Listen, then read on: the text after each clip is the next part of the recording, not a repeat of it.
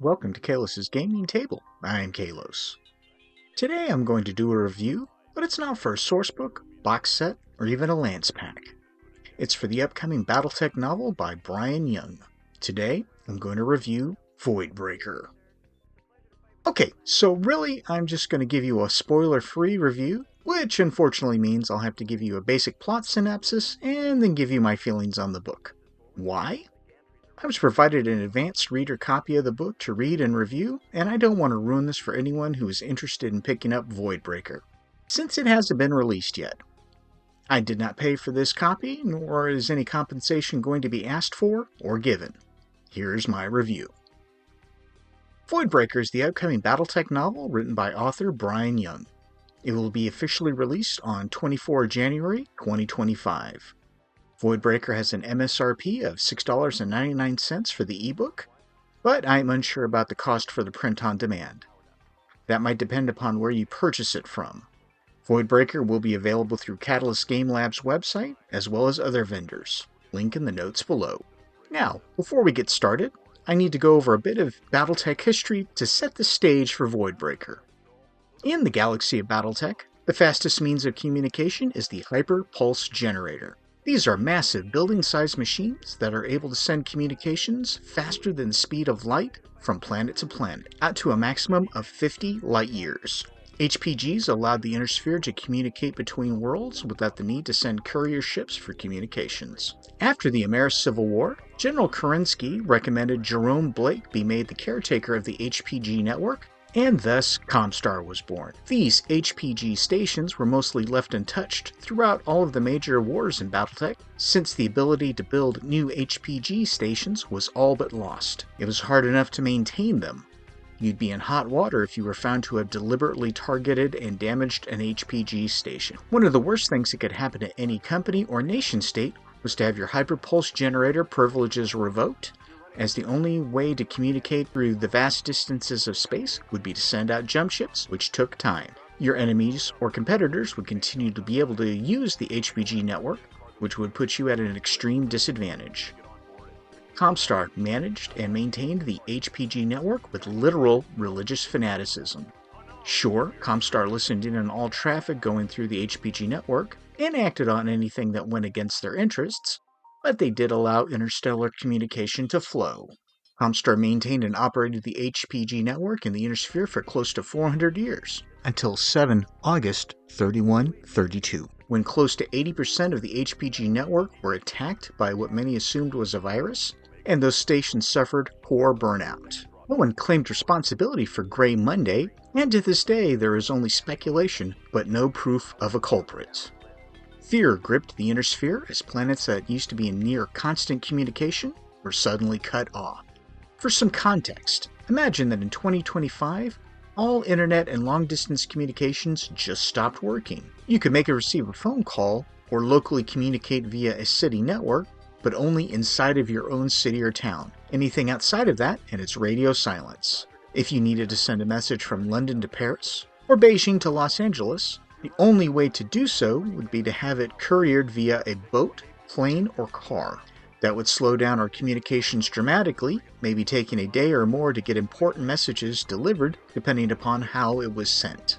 We would adapt, but there would be some major issues since right now we rely on a near instantaneous communication.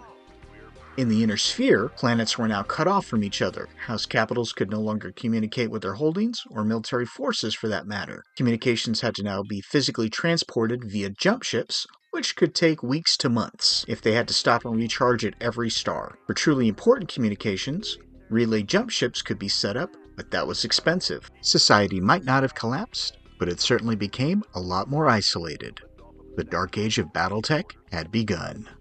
That brings us to Voidbreaker. From the back cover, Clan Seafox aims to be the leading broker of interstellar communications across the Inner Sphere, but the blackout, the continuing malfunction of the Hyperpulse Generator network, has stood in their way for far too long.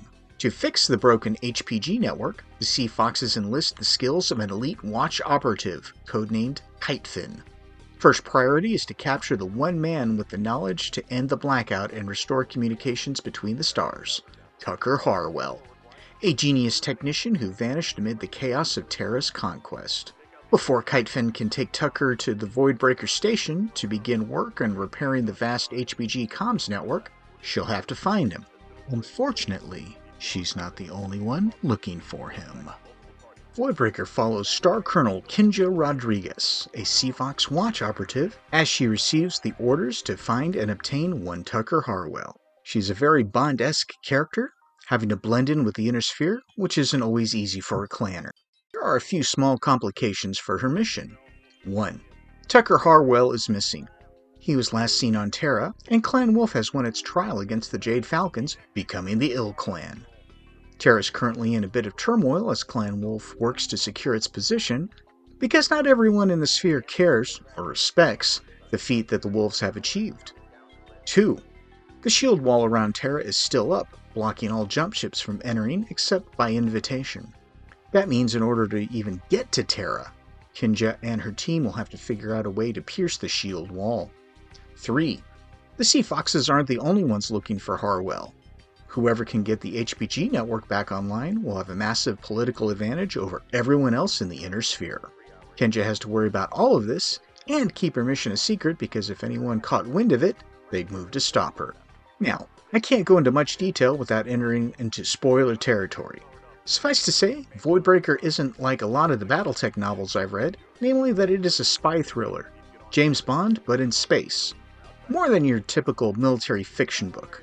Now, to be fair, I haven't read all of the Battletech novels, and while spies and espionage do exist, I don't know of any other novels whose focus is on the espionage.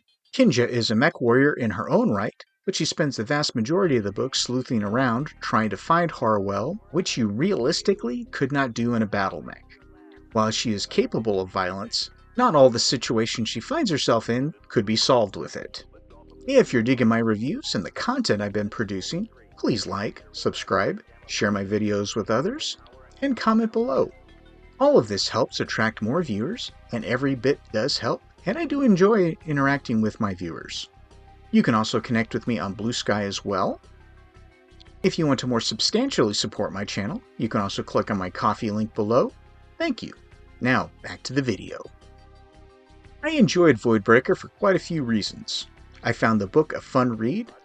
During my reading sessions, I found myself going 2 or 3 chapters past where I had originally planned to stop each time. The cover stands out to me, with, I'm assuming, Kinja in stealth armor in freefall, along with a Tiburon 35-ton clan mech behind her. The sky is dark, so you can assume this is a stealthy insertion, though I'm not sure how well that works with the battle mech. Not something you see every day. Voidbreaker has a relatively small cast of characters. This gives Bryan Young the ability to give each of them real personalities as well as flesh them out. We spend quite a bit of time inside of Kinja's head, especially during the long transit times between worlds. I found Kinja a very fun character, especially when she has to pivot when plans go sideways. She was the main POV character, and we got a bit of her background, but not a massive info dump about her entire past leading up to the events of Voidbreaker. Voidbreaker is a standalone novel, which is nice. While it does help to have read some of the previous novels, you don't have to be fully caught up in the timeline to enjoy the book. Bryan provides enough context to understand what is going on, and if you want, you can always go back and read the preceding novels to get up to speed. We get to see several planets. Not all are wonderfully Class M like in Star Trek. They can be harsh and near inhospitable, but each different and unique. Humans, being the stubborn folks that we are, will find a planet that is, well, close enough, and will set up shop no matter how challenging it is. We also get to see how difficult it is for a clan warrior to try and blend in outside of clan life. Kinja is an intelligence operative, meaning she has to fit in difficult situations and has to constantly make sure to insert contractions into her speech. Unlike James Bond, Kinja does use different aliases depending upon where she is. There's a lot of spycraft in Voidbreaker, trying to find things, acquire them, and get away. That isn't to say that there isn't any action in Voidbreaker, it's just not the focus of the novel. The conversation that did stand out to me was one between Kinja and someone else, discussing bondsman, and the other person corrected her to bondswoman. I don't know why, but that made me chuckle. There are many such fun and interesting character moments, but again, I don't want to dive into spoilery territory. Now, in the negative column, there are a few wording choices that forced me to reread a sentence or a paragraph. This is an advanced reader copy, however, which means that what I was provided might have some final changes before publishing. There were a couple of scenes that were, to me, predictable, but that might be from seeing so many different movies as well as playing RPGs for the last couple of decades. While I did see them coming, they were well written, didn't detract from the story, and did help push the narrative forward. I suspected the final twist in Voidbreaker and was pleased that I was correct. So, in my humble opinion, is Voidbreaker worth your entertainment dollar? Yes. But there are some caveats as always. Voidbreaker is a standalone novel. Bryan Young gives a bit of information about the new era, the Blackout, and the Wolves becoming the Ill Clan, but does not go into extreme detail, just enough to bring you up to speed. I enjoyed this, as it didn't become a textbook or a full chapter info dump on the history of the era. Voidbreaker helps advance the Ill Clan timeline, which is nice. I might not like all the decisions made with the Battletech lore, but at least it doesn't remain static. If you're not a fan of the clans, or Clan Seafox specifically, you might not enjoy Voidbreaker as much, as the Foxes are central to the story. It's actually only a few members of the clan, not an entire two-man deployment. I enjoyed this, but I am biased as when I picked the clan I would primarily field, well, at any rate, it was the Diamond Sharks. A little more history. The Sharks were originally Clan Seafox, but after some shenanigans by Clan Snowraven, the Foxes rebranded to the Diamond Sharks, and then rebranded back to the Seafoxes around year 3100. I don't think any other clans have done anything close. Some people don't like the Foxes because they want to become the next Comstar, namely dominating interstellar communication as well as mercenary bonding. I can understand those sentiments, but again, I'm biased, and this isn't a problem for me. In the end, you'll need to make your own decision, but I do recommend giving Voidbreaker a read, and I think you'll enjoy it. It is first and foremost a spy thriller, Bond-esque if you will, set in the Battletech universe and has all the trappings you'd expect. Gadgets, subterfuge, some twists and turns, and a mysterious string puller. I found it an entertaining read. There is action spread throughout the book and some interesting moments where we see clan society intersect with the inner sphere. Things aren't always black and white, and assumptions are challenged by clanner and spheroid alike. I plan to give a more spoilery review of Voidbreaker in the future. I need to read it again as well as wait for it to actually release, so expect that later. Much later. Do you plan to grab a copy of Voidbreaker when it comes out? Are you looking forward to Voidbreaker? What are some of the novels that you recommend, especially to those new to the Battletech franchise? Do you like where the timeline in Battletech is going? Let me know in the comments below, though either way, please keep it polite, and I'll catch you in the next video.